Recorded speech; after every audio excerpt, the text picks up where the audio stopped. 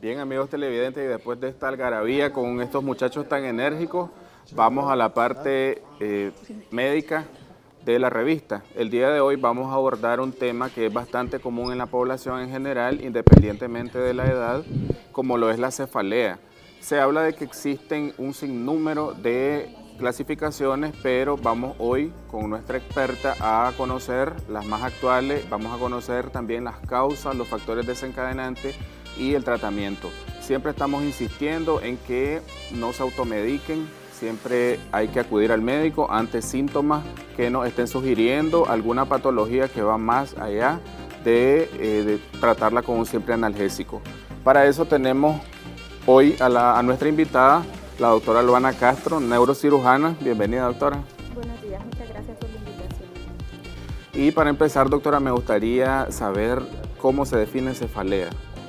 Buenos días, una definición sencilla de cefalea es dolor de cabeza. Sin embargo, dentro de la cefalea existen diferentes nombres y apellidos que van a estar de acuerdo a la clasificación americana de cefalea. Se habla en algunas clasificaciones de que existen tanto cefaleas primarias, cefaleas secundarias, sistémicas, y que existen un sinnúmero de factores desencadenantes que son tanto propios del paciente como de su entorno y también algunos alimentos que pueden desencadenarla. ¿Cuáles son esos factores?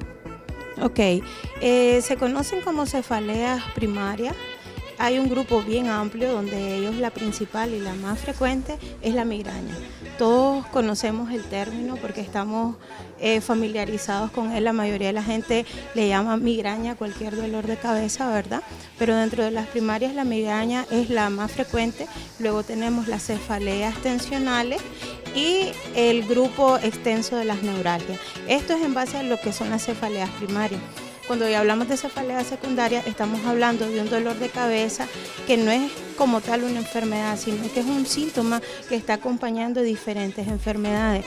Aquí hay que tener cuidado porque puede tratarse de algunas patologías graves, como son los tumores cerebrales, que uno de los síntomas más frecuentes es el dolor de cabeza, y también lo que son las patologías vasculares, como son las hemorragias intracraneales.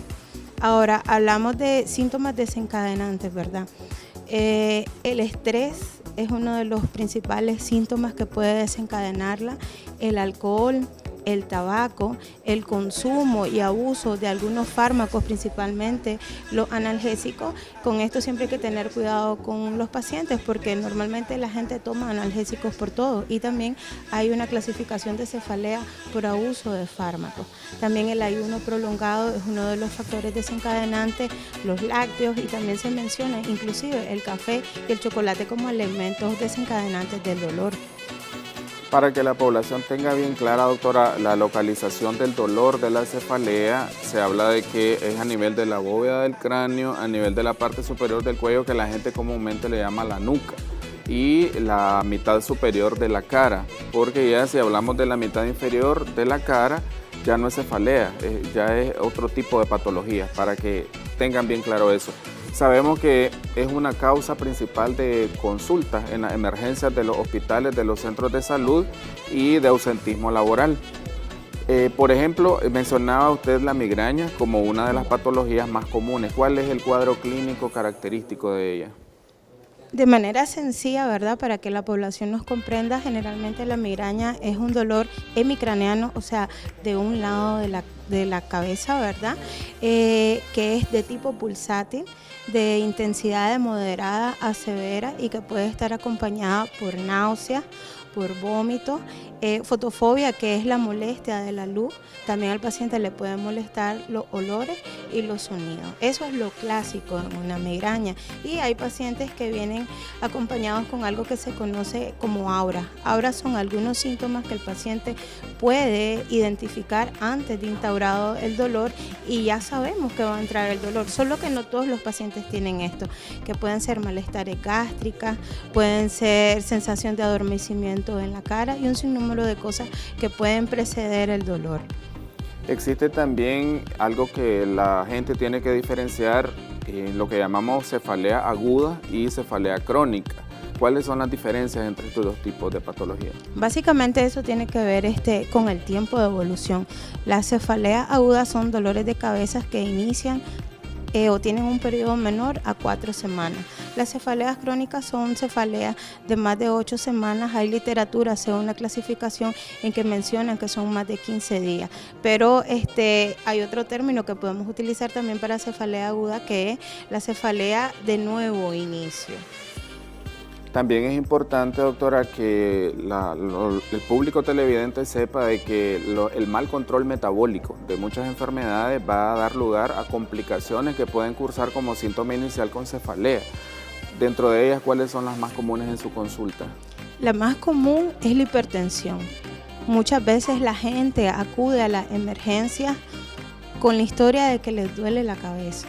Pero cuando nosotros revisamos al paciente, el paciente llega hipertenso y es claro que va a estar con dolor de cabeza, pero el detalle está que con el paciente hipertenso que tiene una crisis nueva, abrupta de dolor de cabeza, puede estar acompañando una hemorragia intracraneal o un accidente cerebrovascular isquémico, que son los conocidos derrames, que se pueden presentar de esa manera.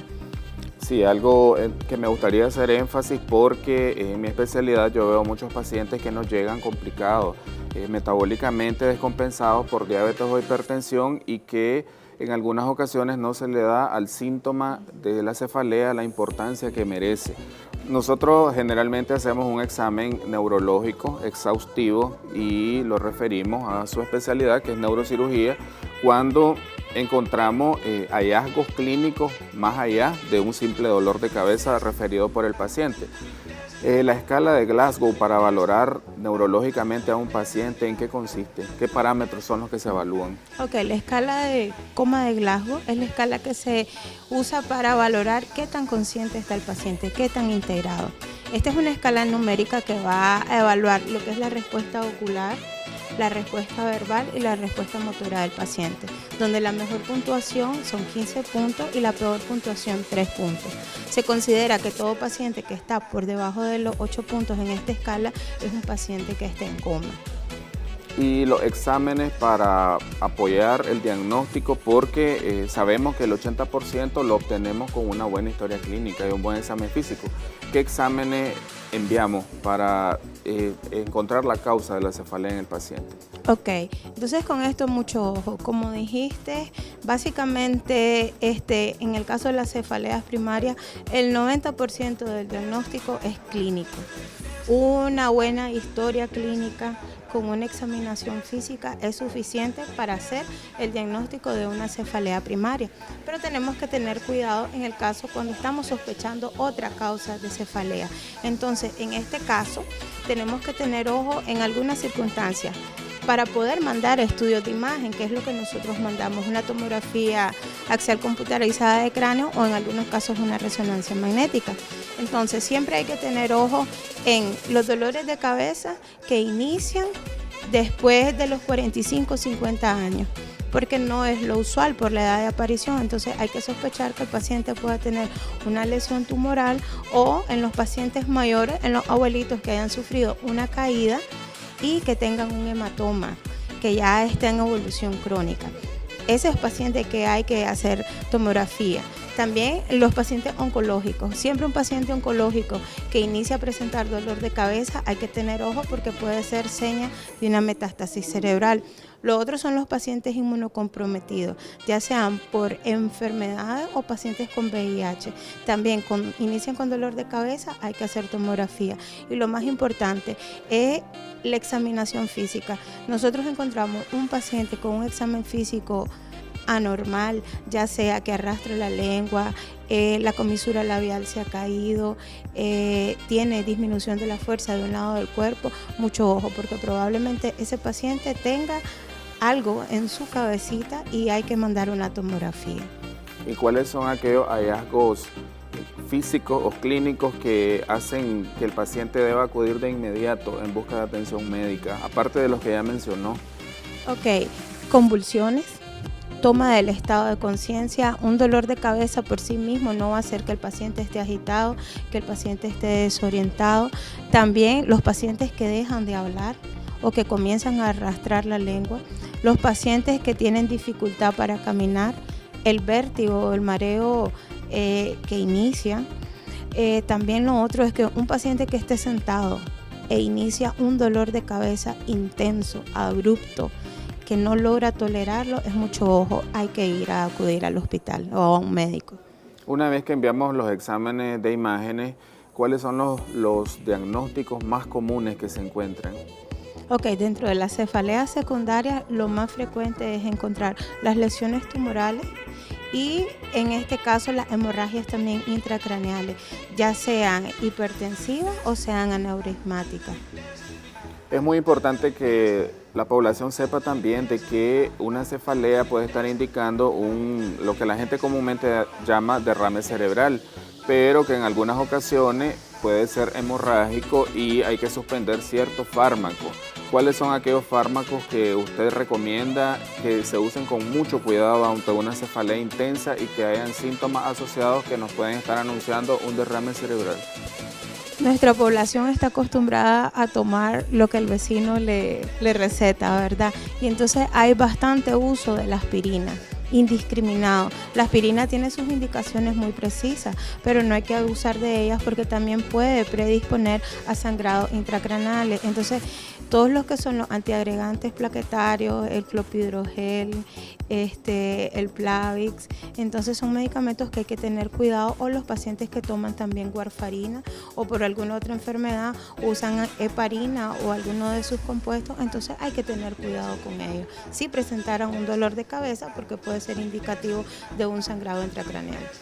En nuestro medio los medicamentos analgésicos son de venta libre, doctora. ¿Y cuáles son los que usted más indica cuando un paciente empieza con una cefalea que puede ser simple migraña? ¿Cuáles son los fármacos más indicados? La mayoría de los pacientes debería de resolver con paracetamol o con ibuprofeno, pero como también estamos acostumbrados a que la población abusa de ellos, entonces analgésicos como tales no les ayudan. Entonces nosotros usamos bastante el de ketoprofeno, que es un fármaco muy bueno, pero hay que tener cuidado porque puede causar también sangrados de tubo digestivo. Se utilizan bastante los antiepilépticos, que no solo sirven para las convulsiones, la carbamazepina es uno de los fármacos que más se utiliza en el caso de las migrañas, y también tenemos los antidepresivos, que también están indicados en el caso de las cefaleas primarias, que en este caso sería la amitriptilina, que es dentro de la gama de medicamentos que más utilizamos. ¿Qué tipo de alimentos usted le recomienda a la población de que no consuman cuando están con algún tipo de cefalea, ya sea aguda o crónica? Siempre tratamos, ¿verdad?, de hacer educación en salud con nuestros pacientes, y es importante mantener una alimentación balanceada. Tratar de evitar los los alimentos enlatados, los embutidos, los alimentos muy condimentados, el alcohol. El vino es un desencadenante de algunos tipos de dolor de cabeza, y el chocolate y el café. ¿Recomendaciones finales, doctora, para nuestra población? Siempre hay que cumplir con las indicaciones de su médico. Si es un paciente que ya tiene el diagnóstico de una migraña, hay que tomar el medicamento a como se le indican, tratar de evitar los factores desencadenantes. Y si ustedes en casa presentan alguno de los síntomas de alarma, como mencionamos, no dude acudir a su médico. Muchas gracias, doctora, por todos estos consejos para nuestro público, y queríamos saber sus números de contacto y dónde atiende. Muchísimas gracias. 87-022-643 es mi número. Soy médico de base del Hospital Lenín Fonseca y en privado en el Instituto Médico Gana. Gracias por su participación. Y amigos televidentes, ya saben que ante cualquier síntoma que nos esté sugiriendo alguna patología que va más allá de un simple dolor de cabeza, hay que acudir a su médico. Les saludo el doctor Francisco Méndez y continuamos con más de su revista Primera Hora.